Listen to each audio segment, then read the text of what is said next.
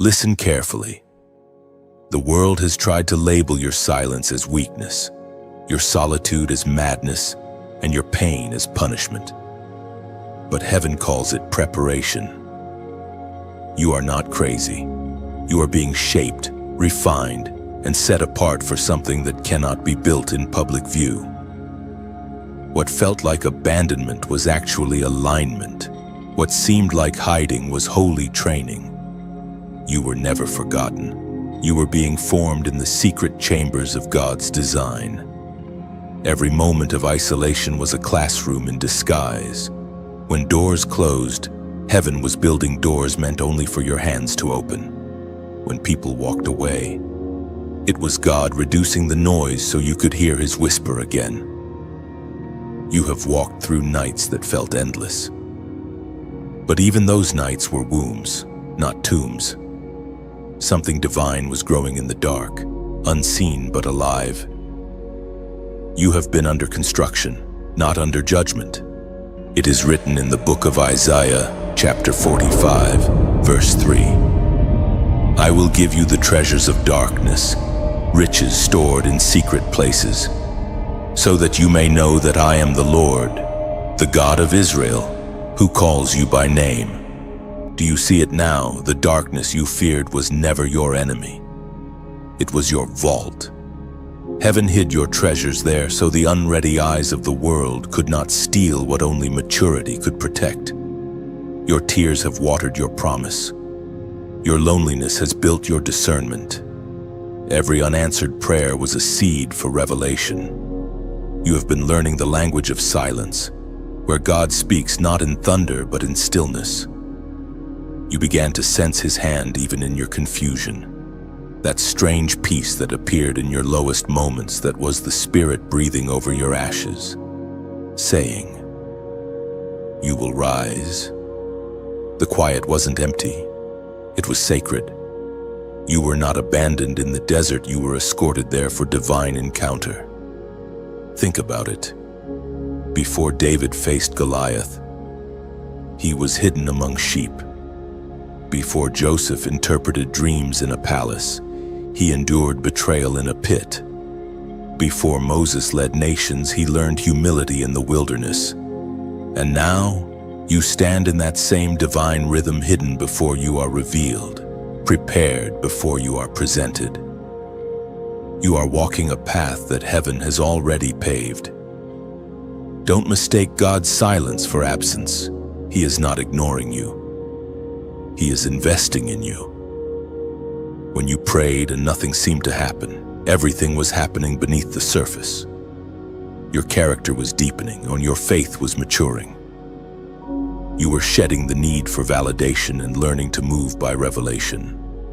The world couldn't see it, but heaven kept the record. Every quiet act of obedience, every moment you chose faith over fear. You've carried questions that few could understand. Why me? Why so long? Why so hard? But the answer is simple, because the weight of your calling requires the strength of your endurance. The deeper the foundation, the taller the building. God dug deep because he plans to raise you high. You were hidden because your unveiling will shake nations, touch generations, and break chains that run through bloodlines. And this is not random. This is divine architecture. You've been through seasons that made you question your own sanity, times when you felt like you were unraveling, when nothing made sense. But that was not madness. It was metamorphosis. Butterflies don't fly while the world watches. They transform in silence. So did you. You thought you were breaking down, but heaven knew you were breaking open. You are the evidence that pressure does not destroy purpose. It reveals it. Now something inside you stirs again. The fog is lifting.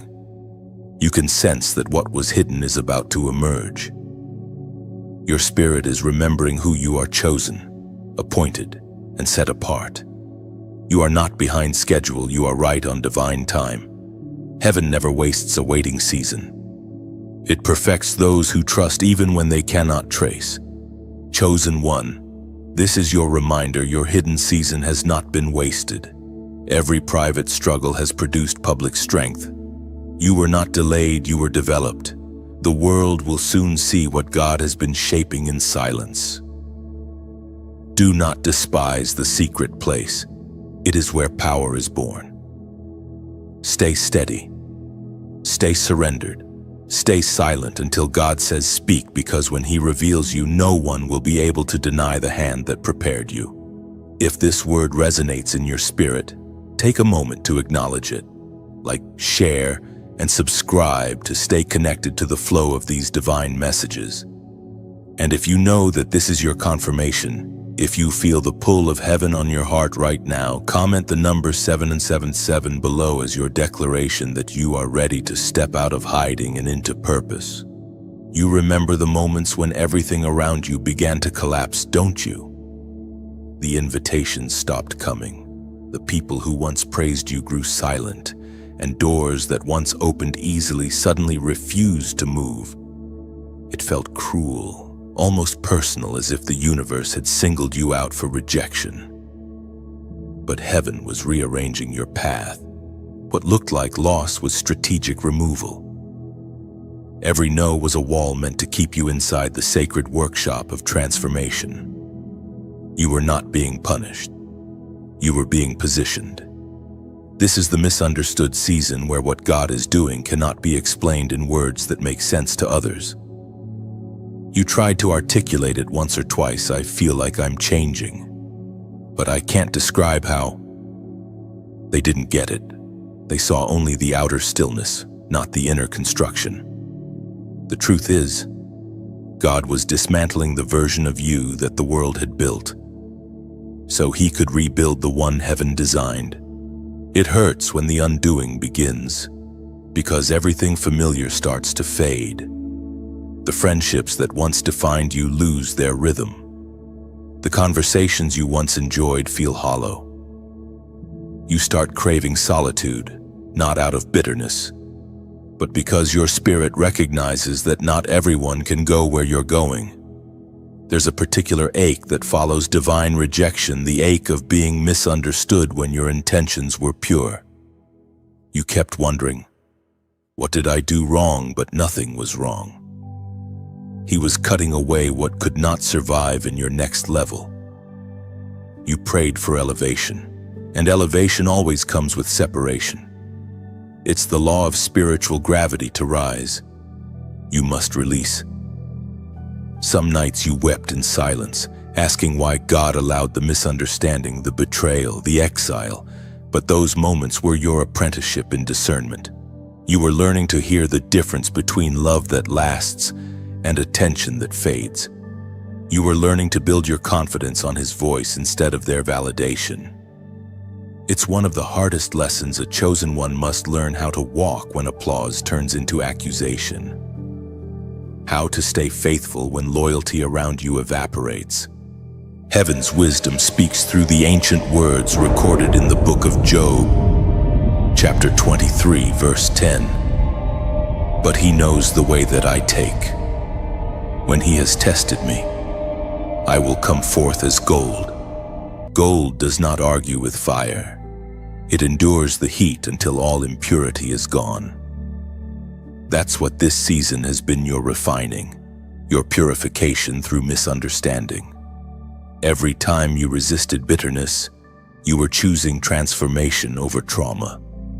Every silent tear became proof that your faith was alive even when explanations were absent.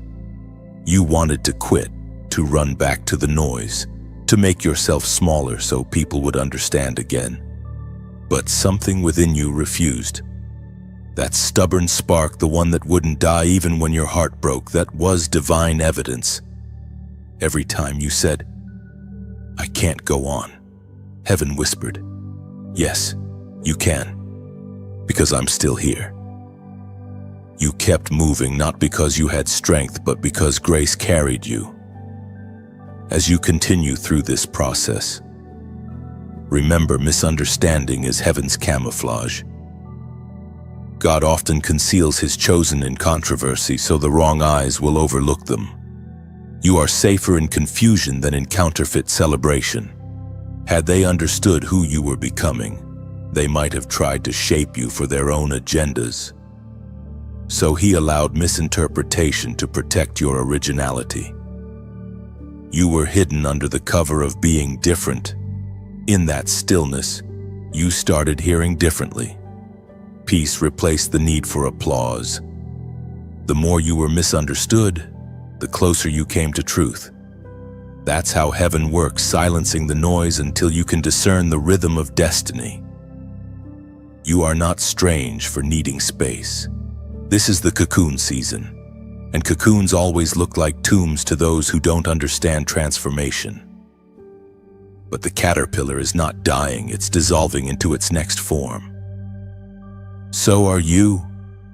The misunderstanding is proof that rebirth has begun. One day, those who questioned your silence will see the wings that grew in the quiet. They'll realize the distance was divine. What looked like confusion was calibration. And you will look back, grateful for every misunderstanding that protected your anointing. They won't recognize you at first. The glow will confuse them, but heaven will know your name, for silence has rewritten your story in divine ink. What once broke you will now bless you. Every scar becomes a prophecy, every tear a testimony, every hidden season a map of sacred purpose. You'll stand where pain once buried you and realize this was never punishment. It was the birthplace of power, the proving ground of destiny. You have always known you were different.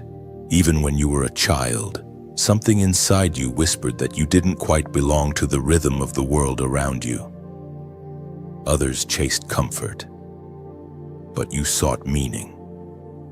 You saw through masks that others wore easily. You carried empathy that often felt like a burden and heard echoes of heaven in places others called empty. You tried to blend in, but it never worked, because you were never designed to. You were set apart before you even understood what set apart meant. The Spirit reveals through the prophet Jeremiah, chapter 1, verse 5. Before I formed you in the womb, I knew you. Before you were born, I set you apart. This truth still stands. It was not your personality that made you different. It was your purpose. You were known before you were named, chosen before you could choose, marked long before the world noticed you. The difference you carry is not accidental. It's the signature of heaven on your soul. You've often mistaken that mark for misfit. You looked at your sensitivity, your depth, your need for solitude, and thought something was wrong with you. But nothing is wrong. Those who are called to see more will always feel more. You were built to feel the tremors of the unseen, to sense danger before it arrives, to discern truth even when it hides behind charm. What exhausted you in others' eyes was actually your gift sharpening itself in secret. When storms come, you do not panic like others do. You analyze, you listen, you wait for divine instruction. When pain hits, you don't collapse, you search for purpose inside it. This is the evidence of your calling. The light in you terrifies darkness, and that's why so many have misunderstood your quietness as weakness. But still, you rise. Still, you endure. Still, your presence carries weight beyond your years. You may not see it yet, but every season has been teaching you language for your destiny. The confusion, the sensitivity, the restless yearning, it's all been divine data being written into your soul. Heaven has been coding your spirit for impact. And soon, what others called too emotional will become your empathy for nations. What they called too intense will become your authority in prayer. What they dismissed as overthinking will become your prophetic discernment. Sometimes, you've asked why God would choose someone like you, fragile, flawed, easily wounded. But he didn't need perfection. He needed purity of heart. He saw that even when broken, you would still believe. Even when misunderstood, you would still love. Even when tired, you would still show up. That's why you are dangerous to darkness, because every time it tried to destroy you, it failed. Every wound became wisdom. Every tear became oil for the anointing that now rests upon you. Heaven's whisper reminds you difference is destiny. You were never meant to be comfortable. You were meant to be catalytic. The places where you don't fit are proof that your assignment is not to blend in, but to bring light where compromise hides. The disconnection you feel from the world is not rejection, it's redirection. You were built to operate on another frequency, one that demands obedience over popularity. Look at your life closely, the signs have always been there. The times when others gave up easily but you stayed. The seasons when you carried burdens for people who didn't even notice your strength. The inner voice that kept calling you to higher standards when compromise would have been easier. These are the fingerprints of the divine upon your story. And though you've been tempted to despise that difference, heaven says don't. For in that difference lies your authority. The world doesn't need another echo, it needs your original voice. Forged in silence, tested by rejection, purified by endurance. You are not too much. You are precisely enough for what you've been chosen to do. Now pause for a moment and let this truth sink deep into your spirit. You were never ordinary, and you never will be. The more you embrace that, the more your power will unfold. Comment "I am chosen" below. Do it not for the algorithm, but for your alignment. Each time you write those words, you anchor heaven's truth into your atmosphere. You declare to the unseen world that confusion no longer owns you, that rejection has no authority, and that your difference is divine, not defective. Writing it is an act of agreement, a spiritual signature saying, "I accept my calling." Let it be your response to destiny's invitation right now. You are chosen not by accident, but by assignment. Walk in it. There is a weight that comes with being chosen, a heaviness not everyone can carry. It is the kind of pressure that makes even breathing feel sacred. You've wondered why your life has required so much endurance, why your path has been paved with trials that seem unending. Yet what you call suffering, heaven calls refining. God was never trying to destroy you. He was perfecting the steel of your spirit. Every heartbreak, every betrayal, every unanswered prayer has been fire sent not to consume you, but to forge you. You have walked through storms that stripped away illusions. You have cried until no tears remained. Yet somehow the embers of your faith refuse to die. That is not weakness. That is divine resilience. The same fire that once frightened you has become the very thing that revealed your strength. You are proof that endurance is not just surviving pain, but transforming through it. The pain didn't come to define you, it came to reveal what could not be broken. The ancient voice of Scripture echoes in the book of Zechariah, chapter 13. Verse 9, "I will put this third through the fire. I will refine them as silver is refined and test them as gold is tested. They will call on my name and I will answer them." Those words are not distant history, they are your present reality. You have been walking through that holy fire, tested and refined, shaped into someone whose prayers now carry authority. You may not have realized it, but with every test, heaven was building something unshakable inside you. There is purpose in pressure. When gold is placed in the furnace, it glows hotter the longer it stays. It loses its impurities, revealing its true essence. The same has been happening within you. God allowed the heat so that false attachments would melt away your need for approval, your addiction to control, your trust in unstable things. One by one, they fell off, until only authenticity remained. You are learning that real faith doesn't need conditions. It thrives in contradiction. The refining fire is never comfortable. It exposes what you didn't know was there, the fear you masked with confidence, the pride hidden behind your prayers, the doubt buried under your devotion. But in revealing, it heals. God doesn't expose to shame. He exposes to purify. That's why, after every season of breaking, you come out lighter, clearer, stronger. The very things that once made you question your worth have become the soil where your wisdom now grows. You see, refinement is not about punishment, it's about preparation. Before a warrior is trusted with the sword, they are trained with discipline. Before oil flows, the olive must be crushed. Before fragrance fills the air, the incense must burn. Your crushing was not cruelty, it was confirmation.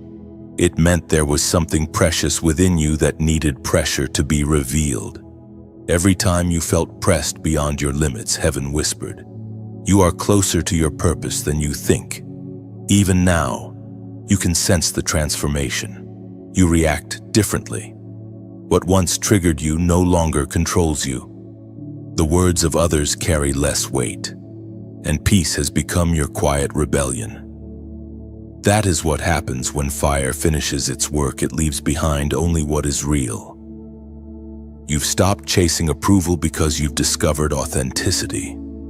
You've stopped fearing loss because you've tasted survival. You've learned that everything you truly need can't be taken. It's been built into your spirit. Do you see it now? You are not defined by the fire, but by what remains after it. What survived the heat is what heaven always intended to last. Every scar now glows with story. Every mark of pain has become a map of wisdom. The fire didn't ruin you, it revealed you. You are no longer who you were before the burning, and that is exactly the point. You are refined. You are rare. You are ready. The furnace you feared was not your end. It was your beginning. The flame that surrounded you was the same presence that protected you. What once looked like destruction has turned out to be construction, and you can finally say with peace, "What tried to burn me only built me." The ashes you carried are now holy ground.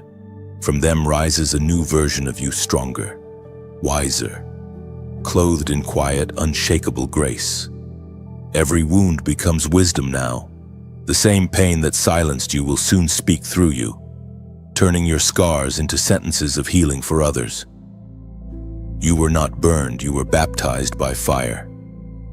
What emerged from the flame is not what entered it, it is purer, steadier, eternal. You thought heaven had forgotten you, didn't you? There were nights when your prayers seemed to echo into nothing, and the silence felt like rejection. Yet while you wept in hidden places, heaven was watching. You were never unseen. You were hidden on purpose. There's a difference between being forgotten and being protected. What you called waiting was God's way of keeping you under divine cover until the time was right to reveal you. Every tear you cried in secret has been counted. Not one drop fell without meaning. The heavens recorded them as currency. Each one a quiet deposit into the account of your destiny. Sometimes God hides his chosen ones the way an artist hides a masterpiece until the frame is ready. You were being framed not by people, but by purpose. You had to stay unseen until the canvas of your life could hold the colors of your calling. The ancient text reminds us in the book of Psalms, chapter 56, verse 8. You keep track of all my sorrows.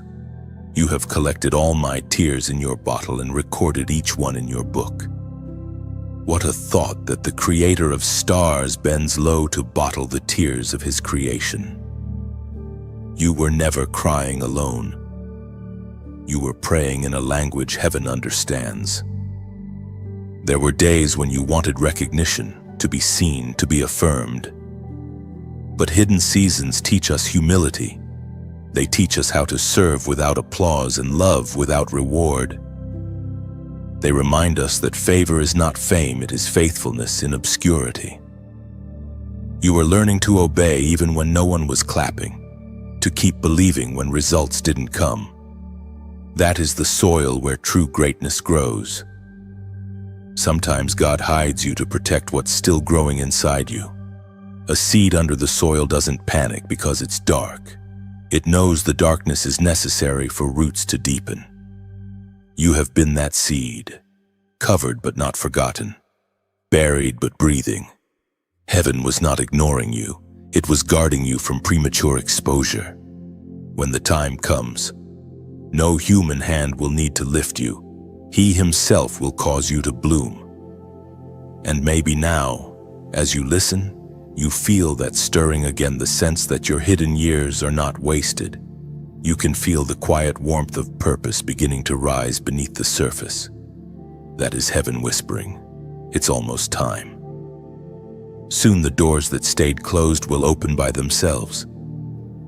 The people who overlooked you will watch God elevate you without your effort. Because what He anoints, no man can ignore forever. So don't despise this in-between moment. It's holy. It's building roots beneath your reputation. It's teaching you to breathe faith when the air is thin. And when you finally step into the light, you won't crave applause, you'll crave presence. You'll move not to impress, but to impact. Now, as this word rests upon your spirit, if it brings light to your path, touch the flame gently by giving this message a like. It's not just a click, it's your way of saying, I receive the warmth of this fire. If you share it, imagine you're passing a candle through the dark hallways of someone else's night. One spark can awaken hope where silence has lived too long. If you subscribe, think of it as building an altar of connection, a small corner of your digital world where heaven still speaks and your faith stays fed. And if your heart feels led to donate, do it as one pours oil into a lamp, not payment, not obligation, just fuel pure and quiet that keeps this light burning for others who still wander in shadow. Your gift becomes flame, your generosity becomes fragrance, your kindness becomes part of the message itself. The beauty of it all is this: every gesture, no matter how small, becomes another heartbeat in the rhythm of grace. You're not supporting a platform, you're keeping the light alive. You were hidden, but not forgotten. Heaven saw you then. Heaven sees you now. And perhaps through this message, heaven is reminding you it's almost time to shine. The light you tend today may be the only warmth someone feels tomorrow. What you nurture in secret becomes a sunrise that heaven shares through your obedience. Every quiet act of faith echoes louder than applause. Even unseen kindness carries eternal weight, shaping destinies far beyond the reach of your own name.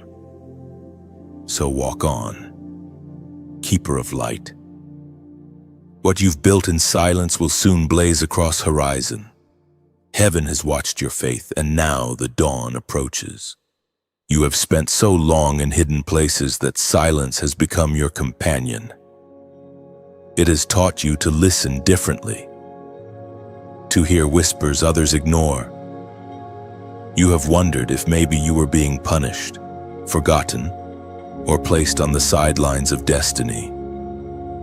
But what if your isolation has been your instruction? What if heaven has been teaching you how to hear what can only be heard in quiet places? This secret season was never about confinement. It was about calibration. When God chooses to prepare you, He doesn't do it in noise, He does it in stillness. You are being tuned to His frequency. Every delay has been divine discipline, not disappointment. Every closed door has been a lesson in patience. Every lonely night a class in trust. The world sees absence. Heaven sees apprenticeship. Heaven's decree stands in the book of Exodus, chapter 14, verse 14. The Lord will fight for you. You need only to be still. Stillness isn't stagnation. It's surrender. It's learning that victory doesn't come from striving, but from standing in faith while God works behind the curtain. The quiet you're enduring is not a punishment, it's protection while heaven rearranges the stage for your arrival. In that silence, something beautiful has been forming inside you. You have begun to discern what truly matters. The noise that once distracted you now irritates you. Shallow conversations feel heavy. Crowded spaces drain you. That's not arrogance, that's ascension. You are rising in discernment, learning to breathe in alignment with heaven's rhythm. Many of the greatest callings were birthed in obscurity. Moses heard his instructions not in the palace, but in a desert. Elijah received direction in a whisper, not a storm. Even Jesus withdrew from crowds to pray in solitude. You are walking in that same divine pattern. The more isolated you feel, the closer heaven draws. When God hides you, He's not withholding you, He's refining you for something weightier than public attention. You might not realize it yet, but your solitude has been a sacred classroom. It has stripped away dependence on recognition and replaced it with revelation. You've learned how to sit with questions instead of rushing for answers. You've discovered that peace isn't the absence of problems, it's the presence of trust. You are being trained for spiritual precision, learning to respond to heaven's timing instead of reacting to the world's noise. The hidden season is heaven's gym. It builds endurance quietly. While others are rushing for platforms, God is strengthening your foundation. You've been lifting invisible weights: patience, forgiveness, humility, self-control. And one day soon, the strength you've built in silence will speak louder than any introduction. There's a reason your prayers have changed. You no longer pray only for blessings, you pray for wisdom. You no longer chase validation, you seek discernment. That shift is proof that the training is working. You are moving from emotion to authority.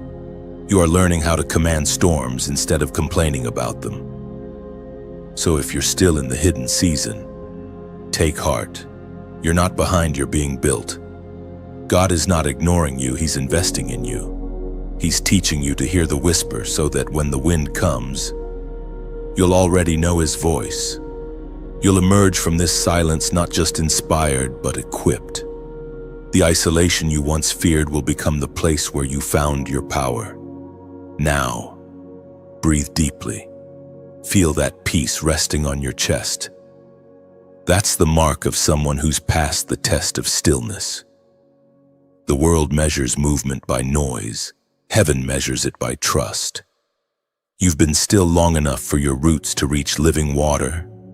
Soon, what's been growing underground will break the surface in glory. If this word resonates in your spirit, acknowledge it. Don't scroll past it, anchor it. Comment the number 505 below. This is not a charm or superstition. It is a sign between you and heaven. That number carries the rhythm of grace multiplied, the symbol of transition guided by divine hands. The first 5 speaks of what was your lessons, your pruning, your fire. The second 5 declares what is your alignment, your obedience, your stillness. The third 5 announces what is coming, your emergence, your reward, your release. When you type 555, you are whispering a spiritual truth. I will no longer fight what is forming me. You are saying to the unseen, I trust the silence. I trust the slow. I trust the shaping. It is your silent amen in digital form, a small act of faith that heaven still reads as worship. Let 555 become your personal reminder that the hidden place is not a prison but a passageway. Each digit is a doorway, and as you enter it, grace meets you in 3s: past redeemed, present refined, future revealed. The silence has never been your enemy. It has been your sanctuary. And soon, the same stillness that tested you will testify for you. You have carried more than most, even when you didn't have words for the weight. You felt it pressing on your chest, heavy and invisible. You've walked through seasons that others would have collapsed under. And still, somehow, you kept going. That's not by accident, it's evidence of divine trust. God allowed you to carry more because He placed something inside you that could withstand more. You have been a vessel for heaven's endurance, a living testimony that grace doesn't remove the burden. It strengthens the shoulders that bear it. There's a sacred reason your life has never been light or easy. The greater the calling, the greater the crushing. The oil that flows from your life is costly because it was pressed from real pain. Every disappointment, every betrayal, every closed door has produced a fragrance heaven calls worship. That's why the darkness couldn't destroy you. It only deepened your anointing. You've been carrying a glory that cannot be explained, only revealed through endurance. The sacred scripture reminds us in the second letter to the Corinthians, chapter 4, verse 17. For our light and momentary troubles are achieving for us an eternal glory that far outweighs them all. These words are not just comfort, they are a divine equation. Temporary suffering plus unwavering faith equals eternal weight. You've been collecting that weight without realizing it. Every time you forgave when it hurt, every time you chose peace over revenge, you were adding layers of unseen strength. Heaven measures glory not by applause but by endurance. Sometimes, you've mistaken the weight for punishment. You looked at others living freely while you carried invisible battles, and you wondered, why me? But the answer has always been hidden in your design. Not everyone can carry revelation. Not everyone can host presence. You were built differently, tempered in fire so that your spirit wouldn't shatter when the calling became heavy. You weren't cursed with responsibility. You were entrusted with it. You have felt that tension between wanting rest and knowing you can't lay down what heaven placed in your hands. The call doesn't leave just because you're tired. And though there have been nights when exhaustion made you question your worth, you kept standing. That's what makes you a vessel of glory. It's not that you never broke, it's that you broke beautifully, allowing light to leak through your cracks. There's a hidden beauty in brokenness when it's surrendered. A clay jar that's never cracked can't release fragrance. God allowed the pressure not to ruin you, but to open you. The oil inside needed release, and the breaking was heaven's gentle way of saying, it's time. Every tear that fell was oil escaping confinement. Every sigh that rose became incense before the throne. You may not have noticed, but your strength has become contagious. Others look at you and find courage to continue. You don't need a platform for that. Your quiet perseverance preaches louder than sermons. You've been a walking reminder that endurance is possible, that grace is enough, that pain can be sacred. Heaven calls that the weight of glory not glamorous, but holy. Your journey has been less about what you've achieved and more about who you've become. The crushing shaped your compassion. The waiting built your wisdom. The pain refined your purpose. That's why you now carry peace that can't be explained. It's forged peace, not borrowed peace. You earned it in the furnace of faithfulness. Do not despise this heaviness, even now. It's not a burden to drop. It's a crown to carry. Every ounce of pressure is proof of your capacity. You are not weak for feeling weary. You are strong for still standing. The very weight that others ran from has become your worship. Think of your spirit as a tree planted in divine soil. The deeper the roots grow, the heavier the branches can become without breaking. You've been growing downward in private so you can hold the fruit that's coming in public. The weight is not meant to crush you, it's meant to balance your growth. Soon, the heaviness will make sense. You'll look back and see that what you carried was never punishment, it was preparation for overflow. The oil that's about to pour from your life will heal others precisely because it came through pressure. You'll recognize that the weight of glory is not something to escape, but something to embrace. For within that weight lies your authority, your empathy, and your legacy. You've carried it well, and heaven has seen every trembling step. What others called struggle, God calls stewardship. You are carrying the evidence of endurance, and when the moment comes, that same weight will turn into wings. There have been moments when you questioned your own mind, times when dreams felt too vivid to be random, when signs kept appearing until they could no longer be dismissed. You saw numbers, patterns, and faces in your sleep that later echoed in your waking life. People told you to stop overthinking, to let it go. But deep down you knew something sacred was speaking through the ordinary. What you've been experiencing isn't coincidence. It's communication. Heaven has been training you to recognize divine codes written between the lines of reality. For the chosen ones, nothing is truly random. The conversations you stumble upon, the songs that play at just the right time, the sense of knowing before things unfold, these are whispers of alignment. They are heaven's way of confirming that you are not wandering. You are being guided. The more your awareness sharpens, the clearer these signs become. You've been learning to translate heaven's language, symbols, timing, intuition, and silence. The Spirit once spoke through the prophet Joel. Chapter 2, verse 28. And afterward, I will pour out my Spirit on all people. Your sons and daughters will prophesy. Your old men will dream dreams. Your young men will see visions. Those words were not just ancient prophecy, they are your present reality. The Spirit is awakening your sight, teaching you to read beyond the surface of life. What feels strange to others has become sacred to you because your perception is shifting from the natural to the divine. You have been seeing through layers. What once looked like delay now feels like design. The dreams that used to confuse you now carry revelation. God is showing you patterns, not puzzles.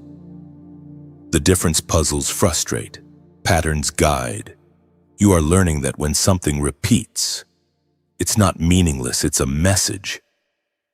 Heaven speaks through repetition because we rarely listen the first time. The numbers, visions, and synchronicities are invitations to look closer, to discern rather than dismiss. Still, it's easy to feel uncertain. Sometimes you've asked yourself, am I imagining this? Am I losing my mind? But sanity isn't defined by how common your experience is. It's defined by how aligned it is with truth. And the truth is, your spirit has become a receiver for divine frequency. The more you tune in, the more you hear. The world calls it intuition, but heaven calls it instruction. There's a rhythm to revelation. God rarely shouts, he layers. He hides wisdom in fragments, scattered across your days like breadcrumbs leading home. A sentence from a stranger, a verse that echoes twice, a song that won't leave your spirit. These are not coincidences. They are coordinates. Each one points you closer to your next assignment. And yes, it can be overwhelming. Revelation stretches the soul before it settles it. When heaven begins to unveil mysteries, your natural mind struggles to keep up. That's why balance matters. God never gives insight to inflate your ego, but to anchor your obedience. Every dream is a direction. Every sign is an assignment.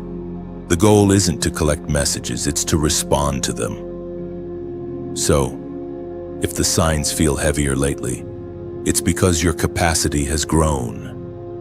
You are now trusted with more insight because you've shown restraint with revelation. Heaven reveals more to those who do not rush to speak, but first seek to understand. You've learned to ponder, to wait, to test the spirit behind what you see. That's maturity. Not every flashing light is divine, and not every silence is absence. You've become sensitive enough to know the difference. The signs are not coming to confuse you, they're coming to confirm you. You've been walking through a divine classroom, where your dreams are lectures and your days are laboratories. What you once called coincidence has now become confirmation that God's hand is intricately involved in your steps. So don't fear the visions. Don't dismiss the patterns. Let them lead you deeper. But keep your feet on truth. You are not going crazy, you are waking up. The same spirit that hovered over creation now hovers over your imagination, turning ordinary moments into prophetic messages. You were chosen to see, to sense, to interpret, and to guide. Every glimpse, every sign, every dream is proof that heaven still speaks. And you, the one who listens in the quiet, have been entrusted to hear. The veil between seen and unseen grows thinner around you. What once felt strange now feels sacred. You are learning to translate heaven's language through living moments. Dreams no longer confuse you, they confirm you. Each vision now feels like a heartbeat from heaven, guiding your steps toward alignment, purpose, and divine awareness. You've been standing between two voices for too long, the one that whispers faith and the one that murmurs fear. Every step you take forward seems to summon resistance. Every spark of confidence draws in doubt like a shadow. It's not that you lack faith. It's that the enemy recognizes what your obedience could unleash. Doubt isn't proof that you're weak. It's proof that you're on the edge of revelation. The ancient words recorded in the Gospel of Matthew, chapter 21, verse 21, echo with divine authority. If you have faith and do not doubt, not only can you do what was done to the fig tree, but also you can say to this mountain, "Be lifted up and thrown into the sea," and it will be done. That's the power your faith carries. It doesn't negotiate with obstacles, it commands them. And yet, somewhere along your journey, you began to believe that the mountain was stronger than your voice. The greatest warfare you face is not around you. It's within you. The battle isn't between you and demons, it's between conviction and confusion, between promise and perception. Doubt disguises itself as logic, whispering, "Be realistic," but faith replies, "Be relentless." You have come too far to question what God already confirmed. Every chosen one walks through this battlefield of the mind. It's where belief either blossoms or dies. You are not losing faith, you are learning how to anchor it. Heaven has been stripping away every crutch that made belief easy, forcing you to lean not on evidence but on essence. You are learning to trust without proof, to walk on words instead of solid ground. That's the curriculum of divine maturity. You've prayed for strength, and God answered by testing it. You've asked for clarity, and heaven responded with silence. That silence was never rejection, it was refinement. Faith doesn't need constant reassurance, it needs roots. The longer the silence, the deeper those roots go. You can't see them growing, but heaven can. That's why it feels like everything around you is shaking, because the foundation beneath you is being fortified. And even in moments when your faith trembled, it never failed. You may have doubted God, but He never doubted you. He knew you would wobble but not walk away. That's why He's bringing you back to this message, not to scold, but to strengthen. Every wave that's hit you has been heaven's resistance training. You're learning how to stand when the wind doesn't stop. There's a sacred irony in this journey. Doubt can actually deepen faith when you refuse to surrender to it. It forces you to question your fears instead of your future. It makes you search Scripture not for comfort but for confirmation. You've wrestled with unseen forces, but you've also wrestled with your own reflection, and every time you came out bruised, you also came out blessed. Now, your spirit feels the shift. You're tired of second-guessing what God already spoke. You're weary of treating miracles like theories. Deep down, something in you is roaring again, the old fire, the first yes, the childlike certainty that used to burn in your chest. It's waking up. That's not emotion, that's resurrection. Remember what doubt fears most: your decision to believe anyway. Mountains move when your conviction outweighs your confusion. The storm only ends when you stop analyzing the waves and start walking on them. That's what you're being called to do now, to step again, to trust again, to breathe faith into dry places. You've spent enough time apologizing for your calling, minimizing your voice, and waiting for proof before obeying. But the time for hesitation has ended. Faith doesn't wait for evidence, it becomes evidence. Now pause, right here. If this word meets you in that tension, if you've been torn between fear and faith, between waiting and walking, respond with your spirit. Comment "I still believe" below. Let it be more than words. Let it be your act of defiance against doubt itself. When you write it, you're not typing to a screen, you're testifying to heaven. You're saying, "My faith still breathes, my spirit still stands, my mountain will move." You are not crazy for believing again. You are courageous.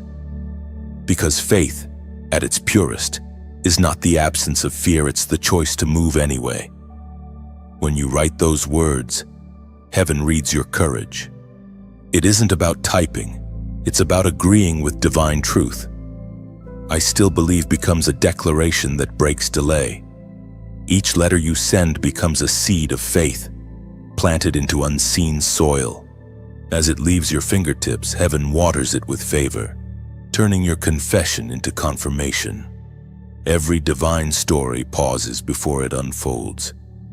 What you call delay, heaven calls design. You've been standing in a hallway between where you were and where you're meant to be, and it has felt endless silent doors, unanswered prayers, and time that moves like slow rain. Yet this waiting isn't wasted. It's sacred ground where trust is tested, shaped, and strengthened. You're in heaven's pause before promotion. Every great unveiling needs stillness first. The seed must sit in soil before it becomes a tree. The night must linger before dawn breaks. God has not denied you, He's simply developing you. The promise still stands. It's just not mature yet. You've been learning how to breathe without rushing, how to stay present in preparation, and how to walk with patience instead of panic. The Word of God declares in the book of Habakkuk, chapter 2, verse 3, "For the vision is yet for an appointed time. Though it linger, wait for it, for it will surely come and will not delay." Those words are not poetry, they are prophecy. What's coming for you has already been written, it's simply ripening. You wouldn't rush fruit that's still growing. You trust the sun to do its work. The same is true for your promise.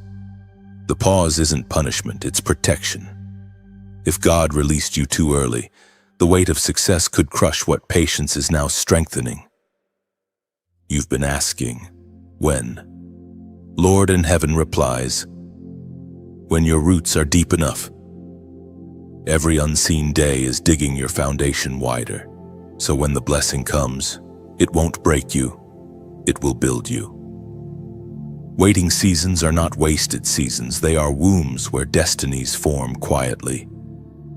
Think of your life as a canvas still drying. The colors are already there, but the masterpiece can't be touched too soon. If you rush it, the paint smears. Heaven's timing ensures that when the world finally sees you, the picture will be complete, strong lines, vivid meaning, no wasted brushstrokes. So breathe in the waiting. Learn its rhythm. It's the quiet before the music, the inhale before the breakthrough. One day, you'll look back and realize this pause wasn't empty, it was the birthplace of everything real. And if this message finds a home in your spirit, pause again, this time not in frustration, but in gratitude. Like this message, not as routine, but as a way of saying, I'm learning to rest in the pause. Every click is a small candle lit for patience, a sign that waiting can be worship. Share it, not as obligation, but as testimony. Someone else is standing in the same hallway you're in, staring at locked doors, wondering if God forgot them. Your act of sharing becomes a key that reminds them He's still working, even when it's quiet. And if you haven't yet, subscribe. Think of it as planting a small flag in this sacred space, saying, this is where I refocus my faith. It's like returning to a river that refreshes you. Each visit fills what the world drains. Finally, if your heart feels stirred to donate, do it the way a gardener waters a garden they love. Not out of pressure, but out of participation. Every drop sustains what has sustained you. You're not buying favor, you're fueling faith. Each gift is a ripple of gratitude that helps this message reach another weary soul waiting for their dawn. When generosity flows from revelation, it becomes art, pure, effortless, and beautiful. You're joining the story, becoming part of the melody heaven is playing through these words. There's no demand here, only invitation to honor what has helped you breathe, just as rivers keep flowing because someone upstream chooses to pour. So too does this message keep moving through the hearts that believe in it. Let your act, however small, become one more whisper of light in a world of hurry. Because when you give from gratitude, heaven multiplies it into grace. Your pause is holy. Your patience is sacred. And soon, when God opens the next door, you'll realize that every silent second was setting the stage for glory. The door that once refused to open will one day swing wide, not because you forced it, but because heaven whispered your name through its hinges. Patience will look beautiful on you then. Every sigh will shine like glass polished by tears. Every moment of waiting will sparkle with quiet proof of trust. And when you walk through, you'll carry peace instead of pride, light instead of noise, because waiting has turned your heart into a temple of still strength. You have felt it for a while now, the quiet gathering of something greater than yourself. It begins as a hum in your spirit, a sense that you are no longer alone in what you carry. There are others like you scattered across cities, countries, and continents, people who have walked through the same silence, cried the same hidden tears, and now feel the same stirring in their souls. Heaven is gathering the marked ones, the chosen ones who have been trained in solitude and refined in secrecy. This isn't an ordinary movement. It isn't built on fame, platforms, or noise. It's spiritual, a rising wave of souls who have been prepared separately but will soon move together. You've spent years thinking your journey was isolated, but every test, every lesson, every heartbreak was syncing you with a divine frequency shared by others who carry the same call. The alignment has begun. The Spirit reveals through the writings of the Apostle Paul in the book of Romans, chapter 12, verse 5. So in Christ we, though many, form one body, and each member belongs to all the others. That verse isn't just theology, it's prophecy. It speaks of a generation of believers who will walk as one, each with a unique light, but all burning toward the same purpose. The darkness that once tried to silence you has no defense against unity forged in fire. You have walked long enough alone to recognize authenticity when you see it. And when these other chosen ones begin to cross your path, your spirit will know them instantly. You'll recognize them not by appearance or title, but by resonance. When you speak, their hearts will echo. When they pray, your soul will answer. They are your divine tribe, familiar strangers bound by the same blueprint of heaven. This gathering is not loud. It won't trend on screens or fill headlines. It's quiet like dawn, soft, gradual but unstoppable. Each chosen one has a different role. Some will speak, some will build, some will heal, some will intercede. But all will carry the same fragrance of heaven's preparation. They've been misunderstood, mislabeled, and hidden just like you.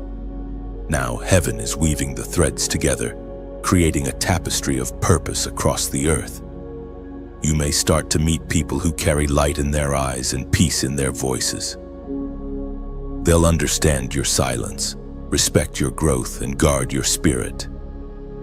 These are divine connections, not coincidences. Don't force them, recognize them. Relationships birthed by heaven require no striving, they flow naturally, fitting like puzzle pieces, long separated but finally aligned. In their presence, you'll feel seen again, not in a superficial way, but deeply known spirit to spirit. You'll no longer need to shrink or explain. You'll simply exist, and they'll understand.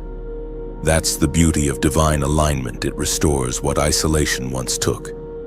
You'll realize that you were never alone, only in hiding until the others were ready too. This gathering isn't just for comfort, it's for impact. Together, you'll move in unity that terrifies darkness. Each chosen one will carry a different piece of revelation, and when those pieces connect, the full picture of heaven's plan will unfold. You will see miracles multiply, wisdom expand, and hearts awaken simply because unity breaks barriers that individual effort could never reach. Be sensitive now. The people entering your life in this season are not random. Some will come to sharpen you, others to walk beside you, a few to challenge you toward greater obedience. Each encounter is purposeful. Some old connections may fade as new ones form. That's not loss. It's alignment. Heaven is curating your circle for the mission ahead. You don't need to announce this gathering. You only need to recognize it. Let your heart remain humble, your discernment sharp, and your love pure. The world will see a unity that defies logic. People from different nations, languages, and stories moving with the same compassion and clarity. That's the mark of the chosen generation, connected not by preference but by purpose. You are part of that convergence, the quiet army of light rising beneath the noise. You are one thread in a global design that heaven has been weaving for years. Every hidden season, every whispered prayer, every lonely hour has prepared you for this moment. You are about to see proof that your isolation was never punishment. It was the recruitment stage of something extraordinary. And when the chosen ones finally recognize each other fully, the world will feel the tremor of heaven's unity shaking the ground. Something in the atmosphere has shifted. You can feel it, can't you? The quiet weight that used to sit heavy on your chest is beginning to lift. The fog that once clouded your path is thinning, and for the first time in a long time, you can see light breaking through. This is not imagination, it's manifestation. What God has been building in private is about to be revealed in public. The season of hiding is coming to an end. You've carried vision in silence for so long that you almost forgot what it feels like to breathe freely. But now the air feels different, charged, electric, full of possibility. The things that didn't make sense before are suddenly aligning. The delay is dissolving. What was whispered in the dark is about to be shouted from rooftops. You are walking out of the shadows into the spotlight of divine timing. Heaven's words speak clearly through the prophet Isaiah, chapter 60, verse 1, "Arise, shine, for your light has come, and the glory of the Lord rises upon you." That isn't just encouragement, it's command. It's heaven saying, enough waiting, enough doubting. It's time. You've been faithful in obscurity, obedient in silence, and patient through testing. Now, the light you carried privately will illuminate publicly. Don't mistake this transition as promotion by people, it's elevation by purpose. When God reveals you, it's not about visibility, it's about responsibility. You're not stepping into fame, you're stepping into function. Your story, your scars, your faith, they all become keys that unlock freedom for others. The same pain that humbled you now becomes proof that grace is real. The world will begin to notice. Yes, but this is not the time to shrink. You were hidden for so long that humility has already been built into you. You won't crave applause because you've learned to love assignment more than attention. That's what makes you ready now. Heaven is not just revealing you to the world. It's revealing the world to you so you can see who's waiting for what you carry. Every chosen one goes through this moment, the unveiling. It's both beautiful and terrifying. You've prayed for open doors and now they're swinging wide. Opportunities, connections, divine meetings all appearing at once. It's natural to feel overwhelmed. But remember, the same God who opened the doors will guide your steps through them. The unveiling is never random. God doesn't expose what isn't ready. The timing of your emergence has been calculated down to the breath. Every lesson, every wound, every lonely hour prepared your spirit to handle this light without losing your focus. You can stand now without striving. You can lead without ego. You can shine without pride. But don't rush this new stage. The light will expand at heaven's pace. The unveiling isn't just about visibility, it's about impact. You're being positioned in front of the right eyes, people who need your words, your wisdom, your witness. The very ones who overlooked you will see evidence that favor was following you all along. This is the fulfillment of every silent season. The fruit is finally visible. The promise is finally tangible. You are stepping into answered prayers, not as a reward, but as a responsibility to reflect what faith through fire looks like. Others will find their courage in your consistency. You've become proof that waiting is never wasted. So right now, in this sacred moment, if you feel this word resonating deep within, if you can sense that heaven is pulling back the curtain on your life, respond not with fear, but with faith. Comment the number 888 below. It's not for superstition, it's for symbolism.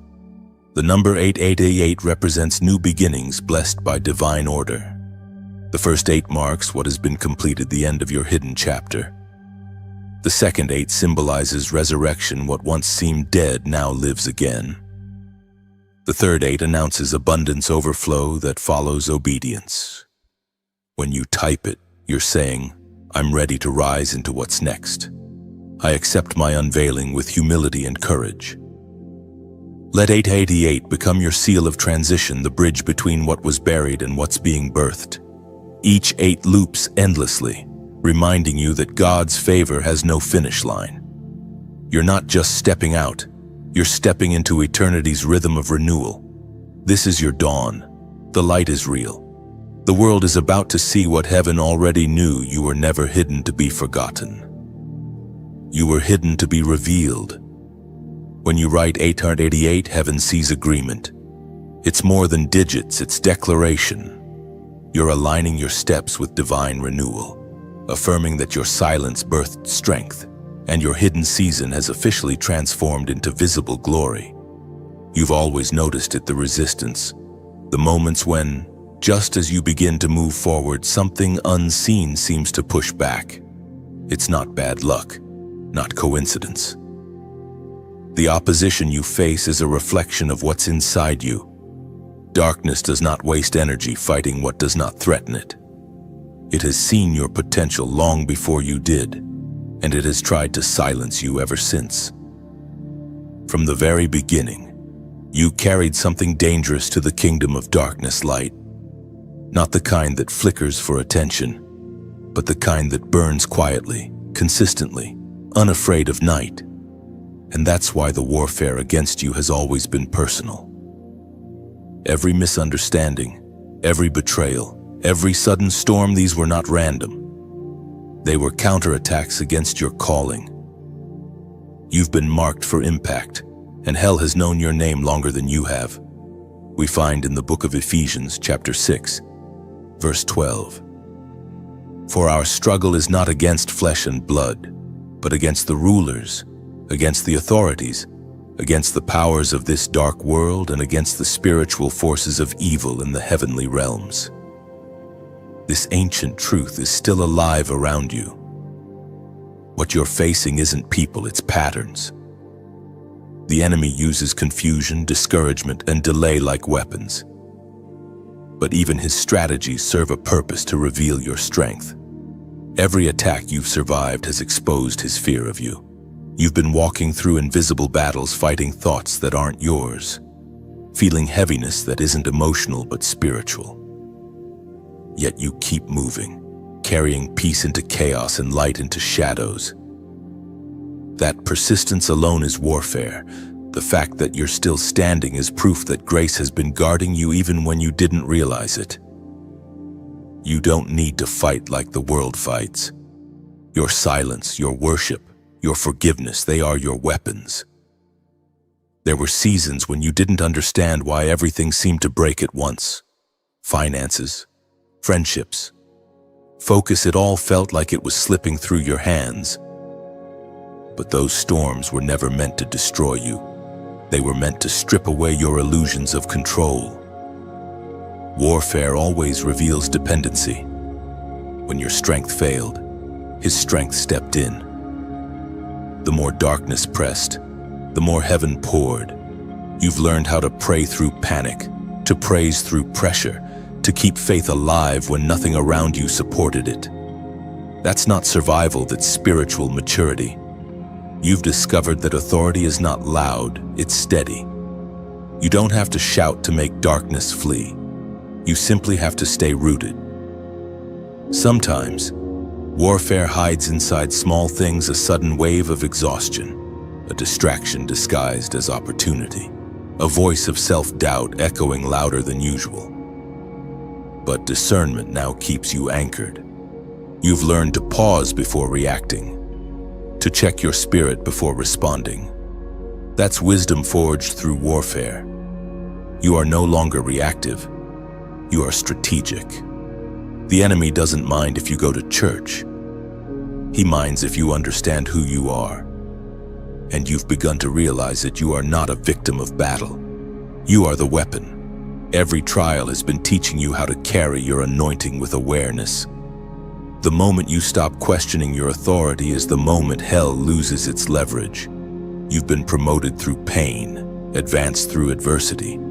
Every attack came with a hidden upgrade. The loneliness taught you discernment. The betrayal built boundaries. The delays created depth. The pressure refined your perspective. None of it was wasted. You're not coming out weaker. You're coming out weaponized. Even now, the atmosphere shifts when you pray. Darkness trembles not because of who you are, but because of who walks with you. You carry the presence that breaks patterns and dismantles lies. Your very existence disrupts oppression. That's why life hasn't been easy, it's been training. So don't fear the shadow. Shadows only appear where there is light. Your glow exposes deception, your voice breaks cycles. You were never meant to blend into the background. You were sent to illuminate it. That's why your spirit has felt heavy lately. The closer you get to breakthrough, the louder the resistance becomes. But the war that once terrified you now reveals your territory. You are no longer surviving the storm, you are commanding it. You've learned to speak peace to the wind and declare clarity over confusion. You've become the calm inside chaos, the light inside the night. The darkness has recognized what you're just beginning to realize. You are unstoppable when you know who you are. And you, chosen one, finally do. You no longer fear the dark. You understand it now. It only confirms your brightness. Every shadow surrounding you simply proves that your light has arrived. There comes a moment in every chosen life when endurance transforms into authority. You've walked through storms that others only read about, faced betrayal that cut deep enough to scar your faith, and yet, you're still here standing. That survival alone is not small. It's a sign that you've crossed from being a survivor into being a warrior. The mantle you carry now was not given cheaply. It was forged through fire, tested through tears, and sealed through surrender. For too long, you have fought battles without realizing that you've already been promoted. Heaven has been shifting your position from defense to dominion. You are no longer the wounded one crying for rescue. You are the warrior rising with revelation. Your prayers have changed tone. Your authority carries weight. You don't plead anymore, you proclaim. You don't beg for peace, you command it. This is what happens when experience becomes anointing. We hear the timeless truth in the second letter of Timothy, chapter 2, verse 3. Endure hardship as a good soldier of Christ Jesus. You have done exactly that. You've endured not as a victim, but as a soldier disciplined, trained, unshaken by what once overwhelmed you. Heaven has used hardship as your instructor, teaching you resilience that can't be taught in comfort. You've learned the rhythm of warfare now. You recognize when to speak and when to stay silent. You can sense when peace is divine and when it's deceptive. You've stopped wasting energy on battles not assigned to you. You understand that true strength is not in constant struggle but in strategic surrender. Even your stillness has become a weapon. The warrior's mantle doesn't come from titles or positions, it comes from scars. Every wound you survived became a symbol of authority. You don't just know about victory, you've lived it. That's why your prayers sound different now. You don't pray out of fear of losing, you pray from the certainty of having already overcome. This season of your life is about walking in that spiritual rank. You're not meant to hide the wisdom the war gave you. You're meant to wield it. The insight you gained through heartbreak, the discernment you learned through betrayal, the endurance you developed through delay, those are weapons sharper than any sword. Use them not to wound, but to heal, to guide, to guard. The more you grow in grace, the more you realize that true power is quiet. You no longer need to prove yourself. The warrior knows who they are without announcement. There's a calm that comes after countless battles, a peace that cannot be faked. That's the kind of peace resting on you now. It's not the absence of conflict, it's the mastery of it. Think of a seasoned soldier returning from war, how they no longer flinch at noise, how they move with purpose in chaos, and that's you now. That's you. What used to trigger fear now triggers focus. The same fire that once burned you now bows to your command. Your soul has been tempered, your spirit disciplined, and your voice carries an edge of eternity. But don't confuse the mantle with the mission. Authority isn't about ruling, it's about responsibility. Heaven trusts warriors who understand compassion. The strongest are not the ones who strike hardest, but those who protect others from unnecessary pain. You have been given insight not to dominate, but to defend, to lift, to intercede, to cover those still learning how to fight. And though you walk with power, humility must remain your armor. Pride has destroyed more warriors than battle ever could. You've seen enough to know that glory without grace turns strength into stumbling. So keep your heart low even when your spirit stands tall. The true warrior bows often not in defeat, but in devotion. This mantle will continue to grow with you. It's not a badge to wear, it's a calling to carry. When you speak, atmospheres shift. When you pray, strongholds weaken. When you move, peace follows. You may not always feel it, but heaven does. You are no longer a student of suffering. You are a commander of calm. Every battle behind you was building this version of you.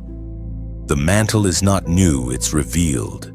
And now, as you walk forward, the world will see what heaven already crowned in secret, a warrior clothed not in armor of steel, but in grace unbreakable. You've become the calm after thunder, the still voice that follows chaos. Even storms recognize you now, bowing before the peace that your presence carries. Every scar now glows like scripture written on skin, proof that pain passed through you but never stayed, that grace turned every wound into wisdom. Now, everything begins to make sense. The long nights, the silent prayers, the disappointments that carved new rooms in your heart. They were all chapters in a larger story you couldn't yet see. Suddenly, the scattered pieces begin to align, forming an image you recognize not with your eyes but with your spirit. You realize it now. None of it was random. Every detour was direction. Every loss was language. Every delay was design. What once felt like contradiction now feels like confirmation. You can see the fingerprints of God over everything, the closed doors that protected you, the betrayals that redirected you, the pain that purified you. It wasn't cruelty, it was choreography. Heaven had been writing a story so detailed, so deliberate, that even your tears became punctuation marks of purpose. The ancient promise resounds from the book of Romans, chapter 8, verse 28. And we know that in all things God works for the good of those who love him, who have been called according to his purpose. That truth has followed you like a shadow, quiet, constant, faithful. What once broke you now builds you. What once silenced you now speaks through you. Every hardship was an invitation to see God differently. And now, you finally understand he was never absent. He was arranging everything. This is the unveiling of purpose, the moment the pieces stop fighting and start fitting. It's when you realize that you had to lose what wasn't meant for you to find what was. The waiting taught you gratitude. The storms taught you strategy. The wilderness taught you worship. Each season prepared you to carry the weight of wisdom that easy days could never give. And now, as you stand here stronger, quieter, deeper, you can feel gratitude moving through you like light. You're no longer angry at the pain. You bless it. You thank it. Because it gave you clarity that comfort never could. Purpose doesn't always arrive with trumpets. Sometimes it slips in softly. In the moment you finally forgive, the moment you finally let go, the moment you finally stop questioning why. You were never chasing random goals, you were following destiny disguised as difficulty. Every hardship carried holy instruction, and the same grace that carried you through is now inviting you to carry others. Your story isn't for shame, it's for service. You are now the evidence that endurance births enlightenment. And if this message has found a home in your heart, pause for a moment. Breathe it in, like this message, not as obligation, but as an act of recognition. It's the soul's way of whispering, I see what heaven is doing in me. Each click is a spark of gratitude, a candle lit for clarity. Share it as you would share water with someone thirsty. You never know whose wilderness this word might reach. Your simple gesture could be the sign someone else prayed for. The world doesn't need more noise. It needs reminders like this, small lights passed from soul to soul. And when you subscribe, imagine it as choosing to stay near the river that refreshes you. You're saying, this is where I'm watered. Each message becomes another drop in the stream that keeps your faith alive. If generosity stirs within you, and you feel led to donate, do it the way sunrise gives light freely, naturally, beautifully. Not to pay for what you've received, but to plant into what has nourished you. Every offering becomes oil for the lamp that keeps this flame alive. You're not funding words, you're feeding wonder. You're ensuring that hope continues to travel beyond your own heart. And if this word mirrors something inside you, if you feel that quiet confirmation rising in your chest, comment, "Purpose fulfilled." Do it not for me, but for memory. When you write those two words, you seal your story with gratitude.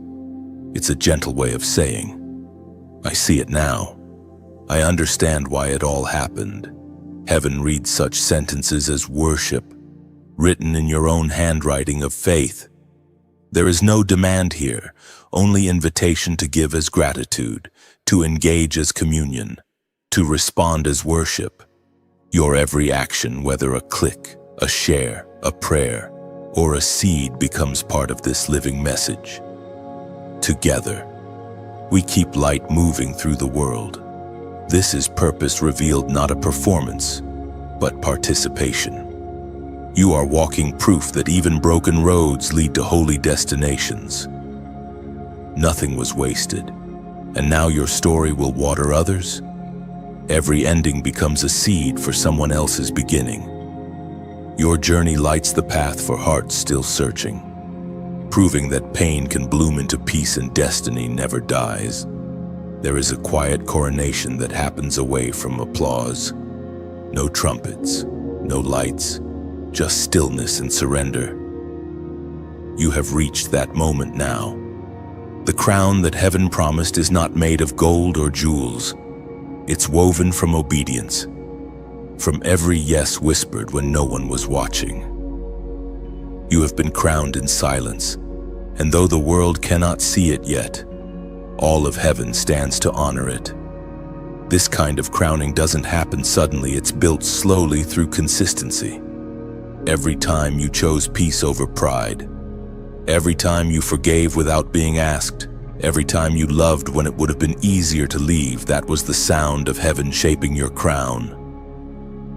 It's not a reward, it's recognition. You are not being promoted because of what you've done, but because of who you've become. The sacred text reminds us in the book of James, chapter 1, verse 12. Blessed is the one who perseveres under trial, because, having stood the test, that person will receive the crown of life that the Lord has promised to those who love him. That is where you stand now, tested, tempered, trusted. You have passed through fire and come out refined, not burnt. You've been broken, but not defeated. Heaven doesn't crown the strongest, it crowns the surrendered. This is not a crown you wear on your head, but one you carry in your heart. It doesn't sparkle for others to see, it glows quietly within you. It's the peace that no circumstance can steal. The assurance that even if life shakes, your spirit stays still. You have learned that real victory doesn't need to be visible to be valid. Think back to your hidden seasons, how you kept walking even when no one thanked you. How you stayed kind when bitterness beckoned. Each unseen act was a jewel placed in your crown. Obedience isn't glamorous, but it's glorious. Every yes to God in silence echoed through eternity. Now the echo has returned as honor. You may not feel different yet, but everything has shifted. There's a new authority resting on your voice, a calm confidence in your steps. You don't need to announce it. Your presence speaks it. People will begin to notice that when you enter rooms. Peace follows. When you speak, perspective changes. That's what it means to carry a crown unseen, to lead without needing to be loud. The journey to this point has humbled you. You've seen how fleeting approval is, how fragile pride becomes under pressure. You no longer chase recognition because you've met revelation. You've discovered that being known by God outweighs being noticed by people. That realization is your royal robe. It wraps you in quiet confidence. There's a sacred solitude that comes with being crowned. The weight of purpose may still rest on your shoulders, but it no longer feels heavy, it feels holy. The responsibilities remain, but the striving has stopped. You are walking in rhythm with heaven now, not pushing against its timing. That's the grace of a crowned heart. It moves in peace even through pressure. This is what the world doesn't understand about chosen ones. They think the crown is given in public, but it's almost always received in private. God crowns you in the same silence where He called you, so that your heart remembers where your strength comes from. You were anointed in obscurity, and now you are adorned in humility. Your life is shifting from proving to producing. You no longer need validation to move, you are moved by vision. Your motives are pure now. Your focus has sharpened. You've stopped running after what glitters because you found what glows. The crown on your life doesn't make you superior, it makes you responsible. So wear it gently, carry it quietly. Let it remind you that honor without humility is hollow. Every time you choose compassion over comparison, your crown gleams brighter. Every time you love the unlovable, it's polished by grace. You are crowned not for conquest, but for character. You've become royalty in the realm that matters most, the realm of the Spirit. Heaven recognizes you now as one who didn't quit, one who didn't harden, one who didn't lose heart. The silence wasn't your end, it was your coronation. And though no one may have seen the moment heaven placed it, your spirit knows the wait was worth it. The throne you stand on is not built from power but from purpose, and your crown shines brightest in surrender. Your silence became your ceremony, your endurance the music of your crowning. Heaven bowed over your stillness and named you faithful, not famous.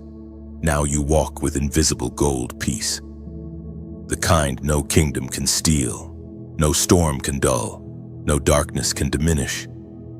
You wear eternity quietly.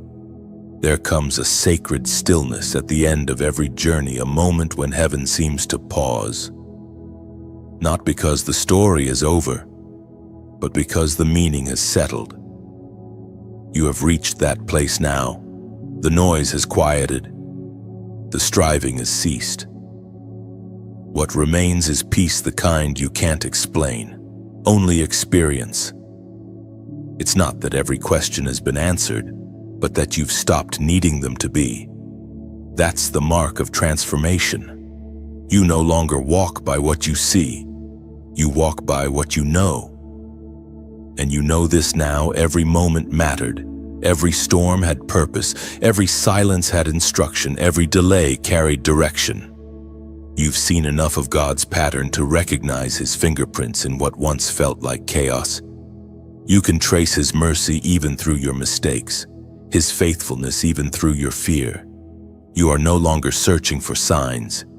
You've become one. The ancient words of Psalm 37, verse 7. Speak softly. Be still before the Lord and wait patiently for Him. Do not fret when people succeed in their ways. This verse is not a command to pause, it's an invitation to peace. You've learned that patience is not passive, it's powerful. To wait is not to waste time, it's to walk in trust. And that is what you've mastered. You used to think strength was about control, about holding everything together, but now you understand it's about surrender. True power is peace that doesn't need proof. You've learned how to live with open hands, to release what you can't carry, and to love without fear of losing. That's freedom. That's maturity. Your journey has shifted from survival to stewardship. You no longer fight for your place. You protect your peace. You've become the guardian of what you once begged for. You are no longer chasing the light. You've realized you are the light, steady, refined, radiant through surrender. Look at what's been built inside you. Where anxiety once lived, peace has taken residence. Where uncertainty once echoed, confidence now hums quietly. You've outgrown the need to prove, to defend, to rush. You've found comfort in divine timing. The same moments that once broke you now bless you because they birthed discernment. You can finally rest, not in what you know, but in who you trust. The path behind you is proof of a faithful God. The path ahead of you is promise unfolding. You no longer fear what's next because you've met the one who holds it. Destiny doesn't intimidate you anymore, it inspires you. You understand now that obedience is the only map you need. You don't have to see the full route, you just have to take the next step. What lies ahead will not demand perfection, but presence. You've learned how to show up, how to listen, how to love deeply without losing yourself. That's what it means to be chosen. You've stopped trying to convince the world of your worth because heaven already confirmed it. The crown on your life isn't made of metal, it's made of moments of mercy, stacked like stars, shining in the quiet sky of your spirit. And maybe that's the truest ending, realizing that what you were looking for has been within you all along. The strength you sought in others now flows through your own hands. The peace you prayed for now lives beneath your ribs. The love you longed to receive has become the love you now give. You've become the answer to prayers you once cried. This isn't the end, it's the evolution. The silence that once scared you has turned into sanctuary. You've stopped fearing endings because you've learned they're just beginnings in disguise. The desert became your doorway, the darkness your direction, the waiting your wisdom. Everything served you, even what hurt you. And now, you stand clothed in peace, crowned in clarity, carried by grace. Heaven watches quietly, proud not because you've arrived, but because you've awakened. You are no longer searching for purpose, you are walking as it. What began as pain became preparation. What felt like loss became launching. What looked like silence became song. This is the holy rhythm of the chosen ones, to be hidden, to be refined, to be revealed. And now, you stand in that final revelation. You were never alone, never forgotten, never ordinary. You were chosen, and through every season, seen or unseen, you have proven heaven right. You've become living proof that grace outlasts grief, that faith can find rhythm in silence, and that even ashes can glow when heaven breathes on them. The story isn't closing, it's continuing through you. Every breath you take now carries light. Every step becomes prayer. Every heartbeat a hallelujah. And now, the message rests. The final words fade, but something inside you stays awake. You've journeyed through silence, through storms, through sacred stillness, and you have emerged different, lighter, wiser, whole.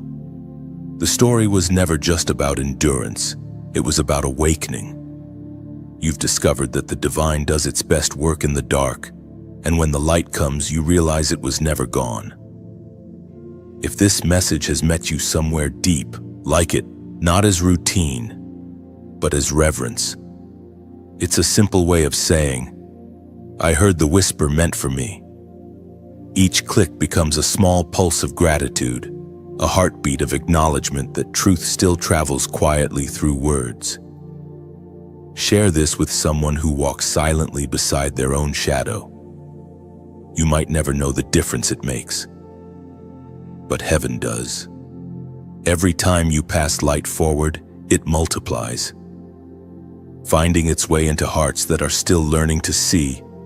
And if you wish to subscribe, do it as an act of choosing to keep company with the kind of words that steady you. It's like returning to a familiar window where morning always comes, even when nights are long. If generosity stirs within you, and you feel led to donate, let it flow softly, not out of duty, but out of devotion. Think of it as pouring oil into a lamp that has warmed your heart. Every drop keeps the flame alive, not just here, but in lives you'll never see. Giving isn't about transaction, it's about participation in something luminous. And finally, if the words here reflected something real within you, comment, "I received the light," not as performance, but as remembrance. When you write it, you declare that the message didn't just reach your ears, it reached your spirit. No pressure, no demand, only invitation to respond as you feel led, in the quiet rhythm of your own gratitude. What began as words has now become a bridge between heaven and your heart, between silence and song. Thank you for walking through it,